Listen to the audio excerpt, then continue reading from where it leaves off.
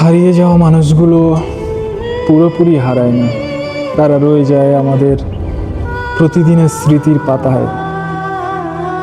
ছোট ছোট মুহূর্তে, রাত গভীর হলে যখন চারপাশ নিস্তব্ধ, তখন হঠাৎ করে তার কথা মনে পড়ে যায়। কোনো একটা গান, কোনো এক গন্ধ, কোনো একটা পুরনো রাস্তা, একসাথে হাঁটার অতীতের স্মৃতিগুলো হঠাৎ করে ফিরিয়ে আনে। তখন বুকের জমে থাকা কষ্টগুলো এক এক করে কথা বলতে শুরু করে।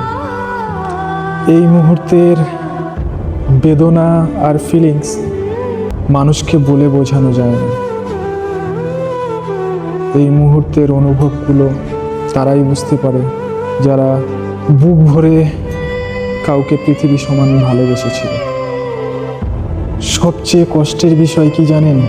সে বোঝেই না যে আজও কেউ তার পুরনো স্মৃতির ভার বয়ে বেড়াচ্ছে। হয়তো জানে, বুঝতেই চায় না। সে হয়তো চায় নতুন জীবনে ব্যস্ত হতে, নতুন হাসিতে অভ্যস্ত হতে। আর আমি আজও তার পুরনো স্মৃতি, পুরনো কথাগুলো আঁকড়ে ধরে বসে আছি। আজও মনে হয় সে বুঝবে কারোর জীবনে সে কতটা গভীরভাবে দাগ কেটেছে, কিন্তু আমি ভুল। অতীতের নিষ্ঠুর স্মৃতিগুলো কাউকে মারে না, আবার স্মৃতির পাতা থেকে মুছে গিয়ে কাউকে ভালোভাবে বাঁচতেও দেয় না। এটা সেই কষ্ট, যে কষ্ট আজীবন বুকে বয়ে বেড়াতে হবে, আর কষ্টের আগুনে জ্বলে পুড়ে মরতে হবে। এটা সেই কষ্ট যা একটু একটু করে ক্ষয় করে। মানুষ তখন বাইরে থেকে স্বাভাবিক, কিন্তু ভিতরটা হয়ে যায় ধ্বংসের স্তূপ।